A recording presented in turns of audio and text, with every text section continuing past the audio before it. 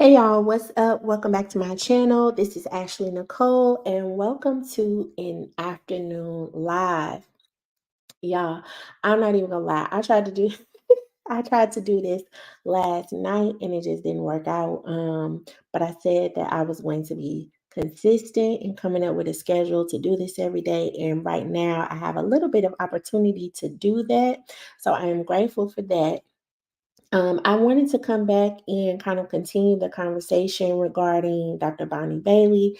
But before we get into that, I hope you all are doing well. I hope you are having a great morning and afternoon or wherever you are. Um, and I wanted to come back and give a little commentary and talk about how to really deal with work stress, right? Or if you have any triggers from your manager, or just, not feeling like you have support at work. This goes back to, again, Dr. Bonnie Bailey. Rest in peace. She was the VP of Student Affairs at Lincoln University in Missouri. And she unalived herself on, I believe it was January 8th. And she left a letter kind of laying out some of the reasons that may have led her to do that. And this would be our assumption too. There may have been other things going on we don't really know, but what we do know is what Dr. Bonnie left in that letter. And she laid it out in that letter, right? Talking a lot about what she experienced in the workplace, how she talked a lot about workplace bullying, right? Some of the interactions that she had with her immediate manager. And I don't really know who. I mean, when I say immediate manager, I'm just speaking of the person that she would report to. I don't know if he was like a VP as well, or a director or something like that. I don't really know what his title was, but this would be the person that she would report to. And she has started her role of VP of Student Affairs back in May of 2023. And so she didn't even get to a year of being in that role. But throughout that time, it sounds like based on the letter, that she experienced a lot of things and trying to manage those things. As I stated in my last live, she indicated that she had been experiencing some anxiety and depression. And, based on reading the letter, you can kind of assume, and there's some implication that she was, felt like she was being judged based on that. But I really wanted to kind of talk about today, how to deal with those things if you feel like you're not getting support at work. And this is coming from me as you all know, I've said this before. I am a licensed therapist, and my specialty is helping individuals kind of navigate the workplace. If there's any work stress, anxiety, depression, there are people who are not able to be productive at work because of these things, right? And so it's very important to have support when you're going through something like that. A little bit of the benefit that the majority of people have when it comes to, if you work for like a big organization or a big company, right, is that you have benefits. And some of those benefits include short-term disability, include, FMLA. For some people, it might be long-term disability when it comes to mental health, right? And so legally, you have the benefit of taking a little bit of time off of work in order to kind of get address your mental health so that you can be productive at work. Based on some of the information in the letter, that I read, it sounds like she went that route. Um, but still feeling that stigma, right, on kind of returning to work of, okay, now my immediate manager per se, right, knows this information. And of course we don't know how she felt, right? But in me kind of uh, helping clients through this and, having information about how this thing goes, right, is that okay, now I'm being treated differently because somebody knows that I have, challenges with anxiety and depression. And this is really, I mean, of course, as a therapist, this is weird to me because I mean, I see these things every day, but just in general, anxiety and depression, these are the most common diagnoses, right? Everybody deals with this at one time or another in their lives, right? When you really sit back and think about it, the majority of people at some point in your life, you have felt nervous, you felt anxious, right? You maybe felt on edge, right? Based on certain situations or circumstances you were in, right? Or just in general. I mean, when you think about general things that you do on a day to day basis, right? This could be giving a speech, right? Presenting in front of other people, um, you know, just general daily things, right? You may at some point in your life felt anxious about it. And then on the depression side, at some point in your life you may have felt down, right, or sad at some point. um may have changes in your eating pattern, feeling like you don't really want to do things that you used to do, right? So the majority of people at certain their life or certain times based on the circumstance have had, experienced these things. So when you think about that in the workplace of not someone kind of using that against you is very weird because it's like y- I'm sure you have dealt with maybe not the intensity of it, right, or the severity of that, but you know what it's like to be anxious, right? And so for her to kind of feel like, okay, I don't have support in that, or feeling like people don't really understand what she was experiencing, um, of course, it's concerning when you are, working for an organization. We spend so much time at work that you leave little time for, your family, yourself. So for a lot of people, it makes sense that their career or their job, um, you know, this is like a part of them, right? Because you spend so much time there. You hear people talk of, having a work family. There are even people that use terms like my work husband, right? And so I wanted to, to continue the conversation and give, some tips on really how to maybe how to deal with it, but also the perspective to have, right, when it comes to experiencing work stress or anxiety. So, some of the additional information, and this is just kind of based on information that I find in the news or, my opinion and things like that. And of course, based on my knowledge and experience, right? But some of the things that I read, I didn't know that she was terminated. And one of the news sources that I read, that she was terminated on January 3rd. Um, and so that was like kind of like a red flag for me too, right? For someone to really get to the point where, especially if your career really is very important to you, it matters to you, right? It's really a part of you, right? You take your work very seriously. For you to be terminated, right, you view that in a certain way. um right? And could turn into a whole bunch of feelings. And to know that, of course, she unalived herself on January 8th, right? This kind of puts everything into perspective.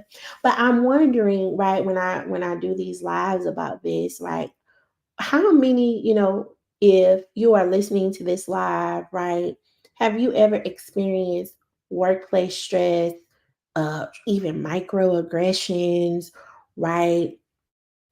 Feeling like in the workplace you've got to prove yourself, things like that, right?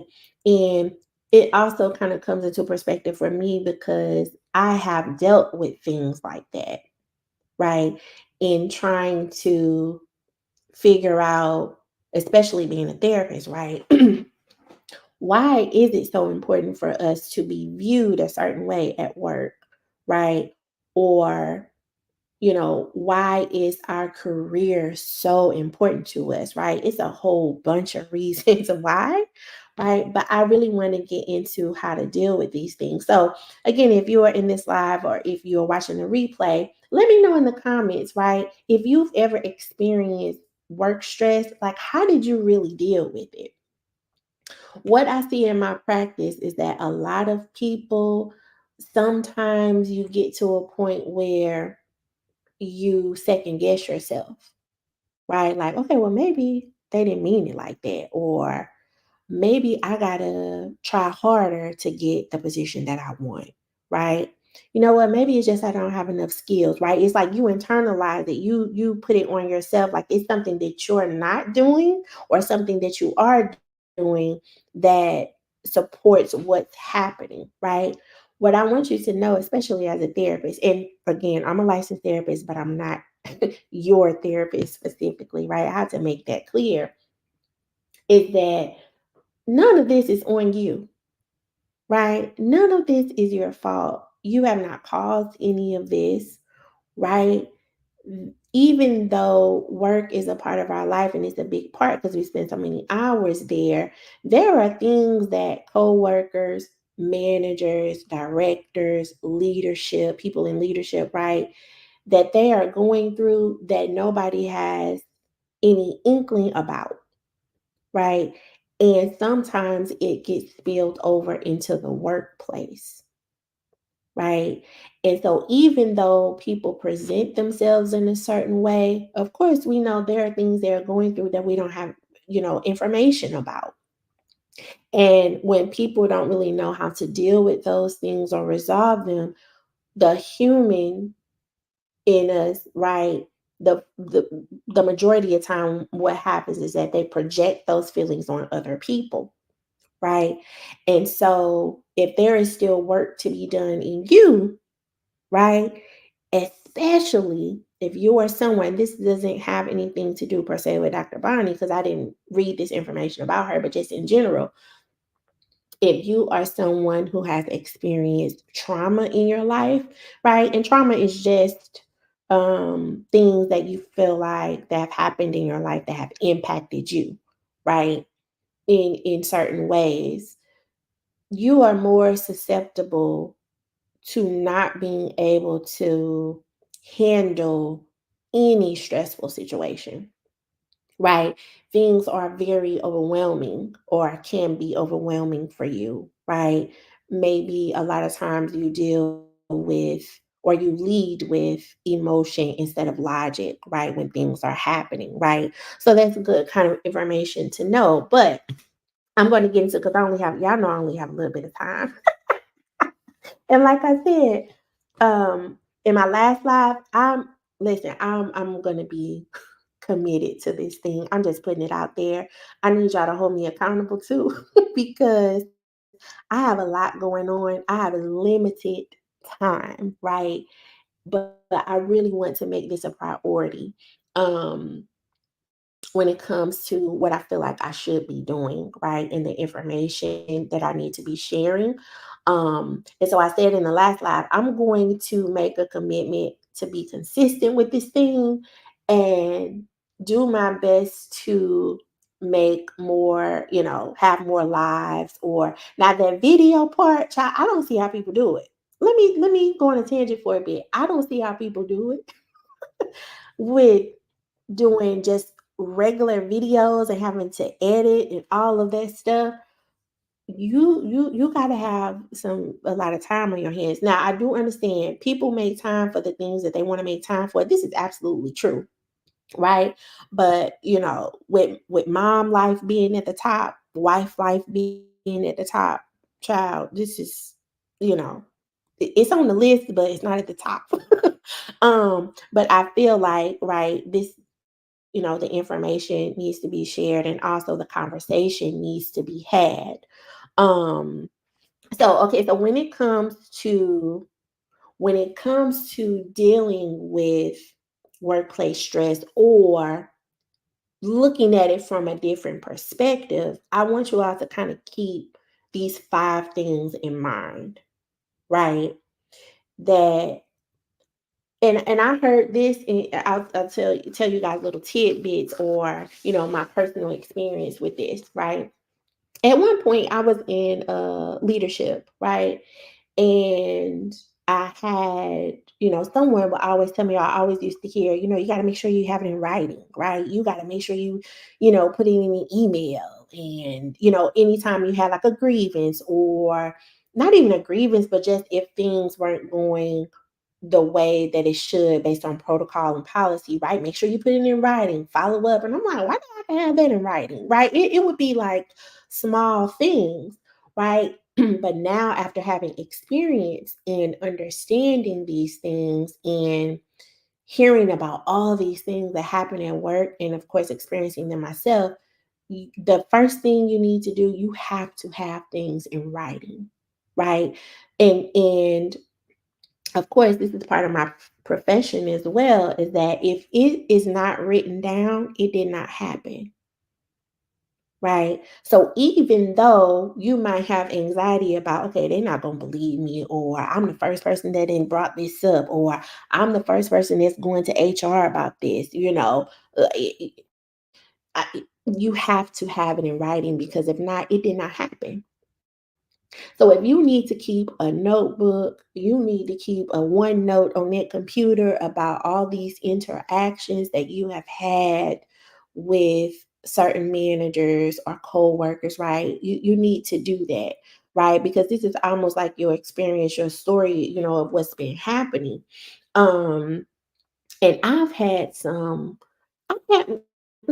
I've had some horrible managers, but not that many. I will say that I haven't had that many. Um, but one in particular, oh my goodness. I mean, I don't even know. I even ask myself now, like, why did I stay at the job so long? Right. I mean, this lady would literally come to my desk and would sit on my desk to have a conversation with me. Like literally put her bottom on my desk to have a conversation or to tell me about something I didn't do or she felt like I didn't do correctly, right? She would literally be looking over my shoulder as I'm typing, right?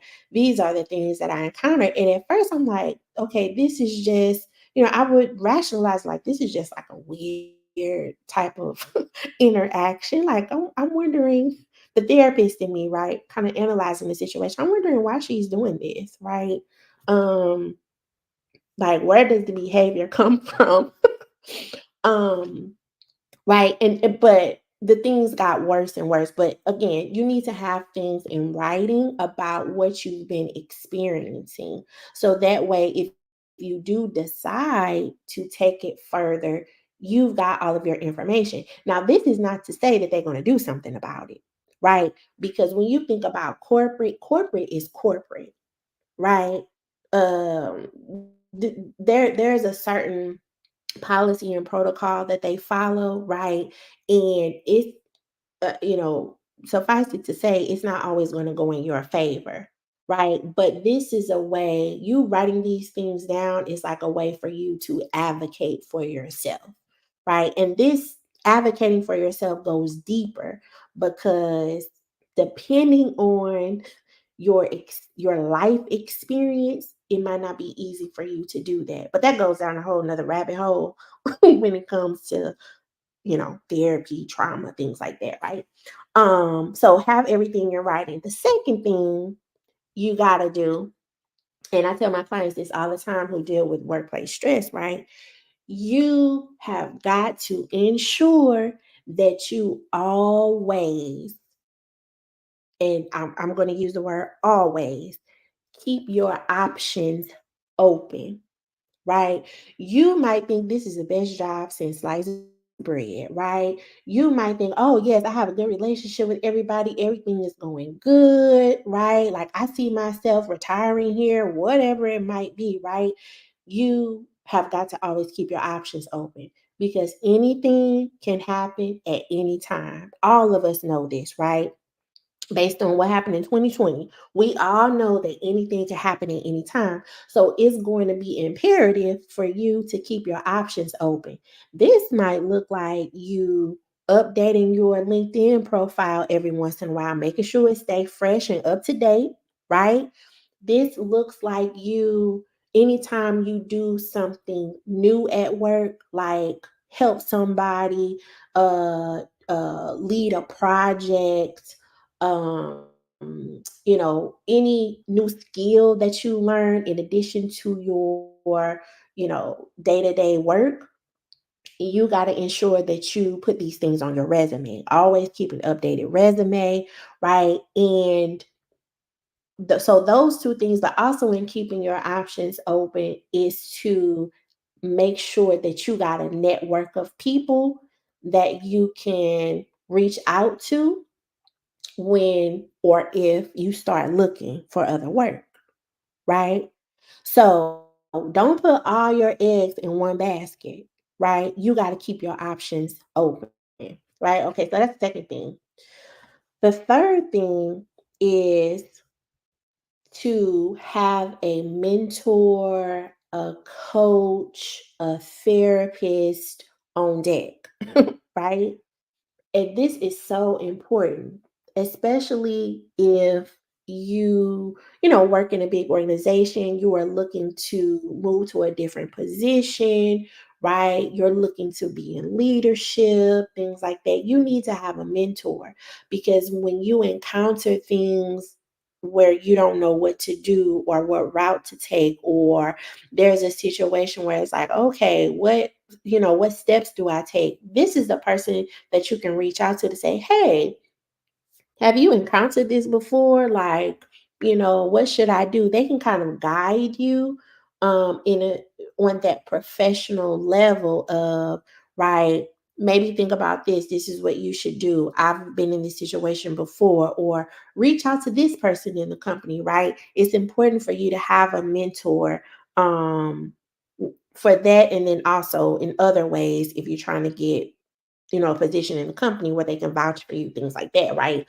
But you got to have someone that you can talk to about these things that are happening, right? It might be a coach. I know I do coaching regarding you know, uh, people that are trying to get or transition in their careers or trying to figure out what they should be doing, right? I do a lot of coaching aside from my therapy practice.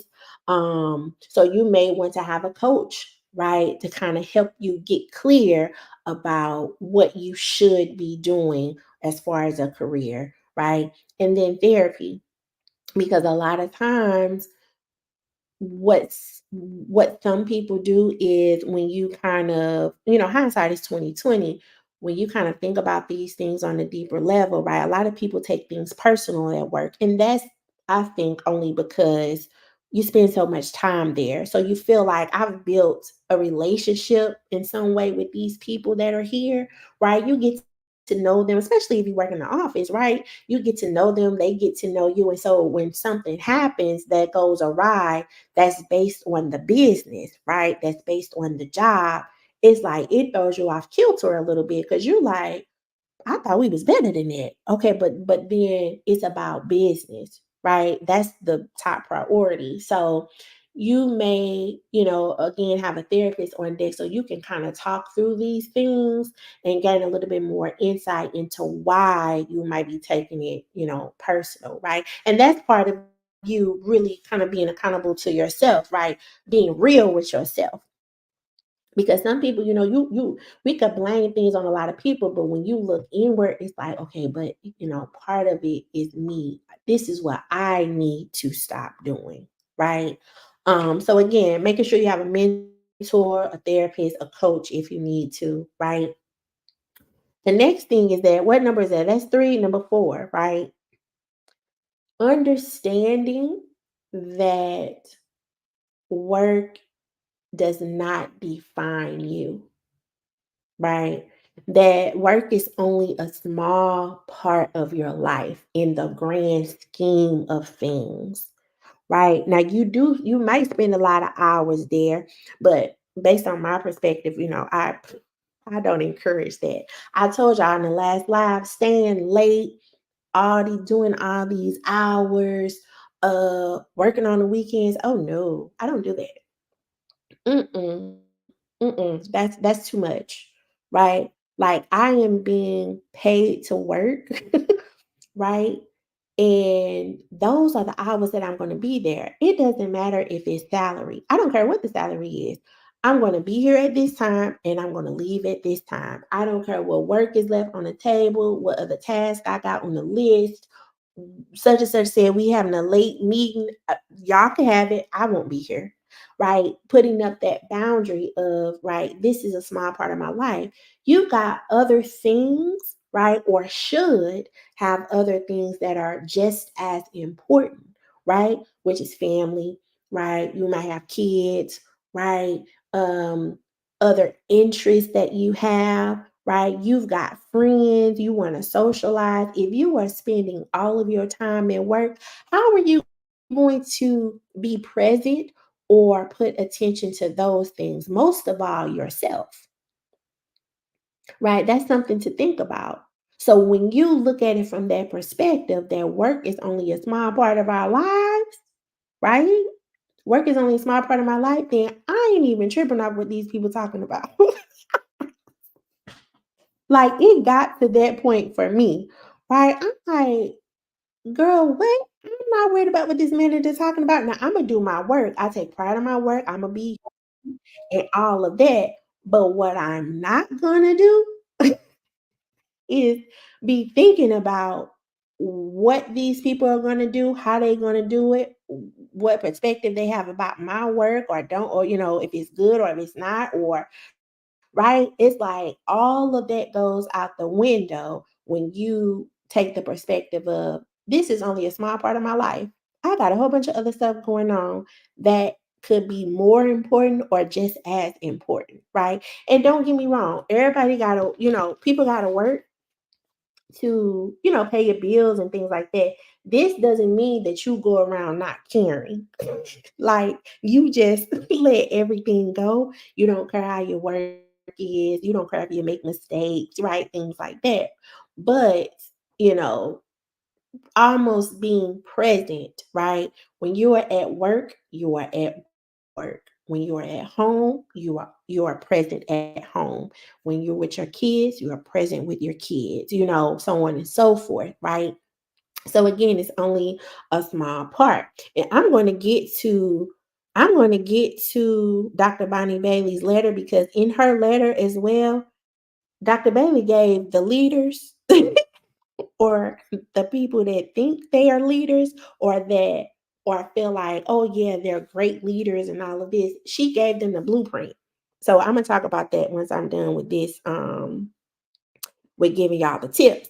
Okay, so now, okay, so was that number 4? I think so. Okay, let's see. Um, all right, so we talked about work being only a smart part of your life. Okay, so this is the last thing and probably the most important, right? Is that you have to be clear about who you are and what skills you have, right? Because when you are clear about that, it goes back to again, this is a part of my life. It's important, right? But I know what I bring to the table and I know what other jobs that I could get. Like this is not my end all be all, right? So this all ties together in you having like a mentor, a coach, a therapist to help you get clear about the things, right? About who you are as a person, right? And, what you will accept, what you will not accept, right? The boundaries, helping you kind of implement some boundaries when it comes to work, and things like that. And if you do all of these things or look at work from this perspective, regarding these 5 things, right? Then the stress might still be there, but it's going to be reduced. You're not going to be as stressed, right? Or you're going to look at it again from a different perspective. So I hope that that was really helpful. Um, it is easier said than done because when you are dealing with, especially a manager who's not supportive, right? Who doesn't take interest in their employees or really kind of get to know who the employees are, right? What their strengths are, what their challenges are, who's not empathetic. It takes a lot to be it does take a lot to be a leader. It takes a special type of person to be in leadership because you are juggling a lot of things. You're responsible for a lot of things and feel responsible for a lot of people. But that goes back to knowing who you are and that you just work there, you're in leadership, but you don't own the place. Like, this is good if you have your own business, right? But there are a lot of leaders who approach this thing to a point where you would think that they own the company, right? But that goes into a whole nother tangent about, therapy, things like that, right? Okay, so let me get to tell me what y'all think in the comments. Okay, so now, Dr. Bonnie Bailey, when she wrote her letter, like I said, she laid this thing out. She talked about workplace bullying. She basically told I got to figure out who this man is. I think his name is Dr. Mosley, I believe. But she was telling him what not to do as a leader, like literally saying, stop doing this, don't do this. You need to be doing that, right? The first thing she says is to take ownership. Now, this is the blueprint, right? And I might have to do another live about this, right? But she's saying to take ownership and don't get defensive. This goes back to leaders feeling like, okay, this is their company. They got to make sure they save X amount of dollars. Like they are the only person that's working there. Like they don't have a frontline staff, right?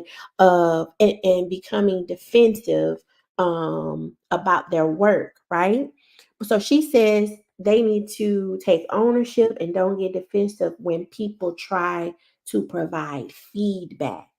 This is so important. This is why I said this is Dr. Bailey gave the blueprint for leadership. Somebody needs to take this information and incorporate it into some type of training program for leaders, right? Maybe in universities. And side note, did y'all know? I didn't know this. I heard on one of the news channels, right? And not even the news, like through the web, because I don't. I told you I don't watch TV, but I heard a lawyer say that universities or colleges, they have immunity when it comes to people suing them, right? Because she was talking about this situation and she was like, the school immunity. And I'm like, what? I think it might depend on the state. Um, if something goes awry, she was talking about this situation, like they could sue for like wrongful death or something like that, but maybe not because they have immunity. I'm like, what is going on? Okay, so back on track. Um, so yeah, when people try to provide feedback, don't get defensive, take ownership, right? And so you hear leaders tell their staff this all the time: be accountable, take accountability, right? And it is very important to be open and receptive to feedback at work, right? Because there might be things that people see that you don't see within yourself, right? But you want to hear it in a constructive way. You don't want people, to just be saying, "Oh, you need to do this or that or what have you," right? Um, but to be open and receptive to feedback, right? Um, she says also talking about the management style, right? What type of management style do you have? Right? She says, please reconsider your management style. Oh, he was the president. You are the first president I have ever seen to have his hands in everything, right? What does that tell us? How first of all, how could you be the president or have this kind of role and have your hands in everything? I would think that you really well, it depends. It depends on the role and what job you're doing because for some companies, the higher up you go, the less work you're doing, really. When you think about leadership, and the leadership team, they are doing less work. They're doing a lot of delegating. I mean, this is what good leaders do, right? They do a lot of delegating, but they're not really particularly doing work, right? So, this is kind of based on maybe the way she was looking at it, right? You have your hands in everything, but when I hear a leader having their hands in everything, like literally trying to figure things out, right? This goes to like micromanagement, right? How could you be a president and be a micromanager? You don't even have time for that, right? But that goes back to the type of leader that he may have felt he was, right? Going back to all the things that may have been happening, of course, didn't have anything to do with her, everything to do with himself and how he felt about himself as a leader. Maybe he needed more training. Maybe, um, kind of maybe new to leadership. I don't really know his background or anything like that, right? Um, but she said that he's the first president that she had worked for, and she worked for some pretty influential, institutions, she said. Um, but that he had his hands in everything, right? So this is again the blueprint for the leaders. Um, so then she went on to say, hold on, let's see. Right. So she even said, what knowledgeable and self confident president has time to monitor everything? This is so true, right? You don't even have time to do that. Now, you might be looking at things from a different view, right? You're looking at, the results of things or, how we got to a specific place where we're not being, meeting productivity or right, we didn't raise enough money or whatever it might be based on the role, right? But you're asking a lot of questions, right, to your team about what's happening, but you're not involved in the stuff, right? She said, stop bullying and beating. She said PAC. I'm not really sure what that acronym stands for, but she said, stop bullying and beating PAC or pack up in front of others, right? So there may have been some type of situation going on where she, sounds like she's implying that maybe there was some bullying to other people as well. Um Other people were hurt by his treatment. Um but I'm trying to get to, let's see, hold on. Okay. So she said, be consistent in decisions. Oh my goodness. Oh my goodness. Like I'm gonna have to retitle this video. When I say blueprint, when you think about a manager that you feel like, okay, this is not a good manager. Like they don't know what they doing, is when they are over the place. They are all over the place. They don't know the answers to questions. They won't even, don't even know who to ask. They say do this today, the next day they telling you to do a different thing. But you're like, okay, but the last meeting we had, you told me to do this. Not everything all screwed up, right? Be consistent in decisions, right? Wow. Wow. Okay. So we can imagine some of the things that she was going through, right? Some of the things she was going through. Right. So I'm trying to see if let me see. She said she also mentioned that before she got the position, someone told her that in her interview to ensure, because remember she started working there May of last year. They told her to ensure that when she went to the interview to make it clear that she did not want his job. Right. Right. This goes back to how this person as a leader, even though you are the president in whatever area it is at the institution, right? You are not a confident leader, right? You get intimidated by your team, right? This goes to how he feels about himself as a leader. For someone to have to make sure, so this tells us she wasn't the only one feeling this, right? There were other people, maybe on the team or other co-workers feeling this as well from this particular leader. Like, oh, you got to make sure because if you show any inkling that you want their job, not even show that, but if you are doing extraordinary work and they feel like they are not doing extraordinary work, then automatically it's this person is their work is better than mine. It's almost like they trying to get you for you get them, right? Like they got to make sure that they on their P's and Q's, right? Um, kind of tearing you down in such a way to where it, even though you do extraordinary work, but the feedback that they give you is saying, "Oh yeah, you did this, but you could have did this better," right?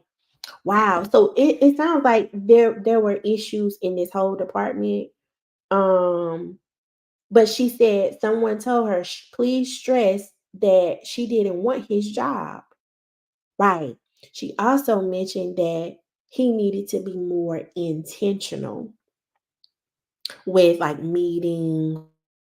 She said, what leader doesn't go directly to the source with the magnitude of problems that were raised? Wow. Wow. Right? This is poor leadership. And don't get me wrong, leaders are not perfect, right?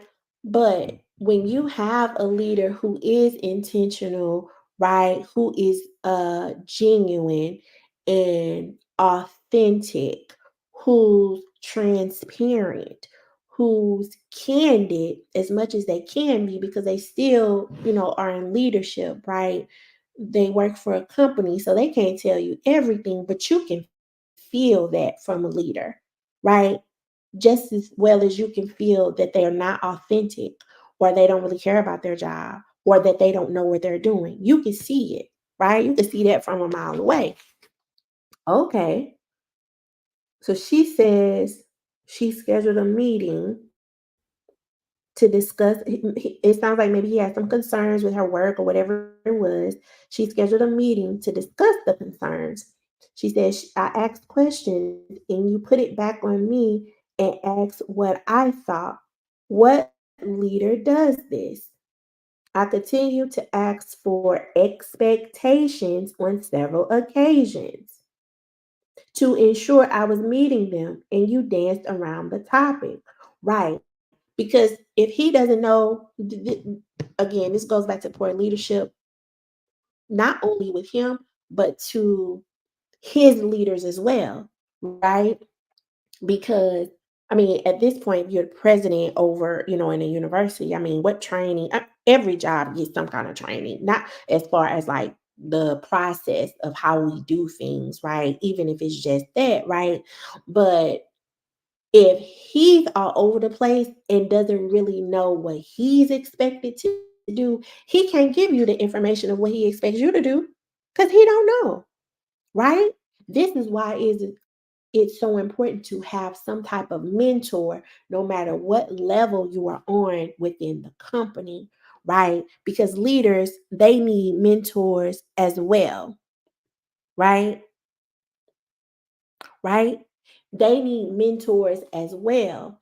And so when they get stuck, when they need clarification, if they are encountering an employee where they don't, it's like, okay, I've never dealt with this situation before of someone saying they're dealing with, anxiety, depression, like, what do I really do?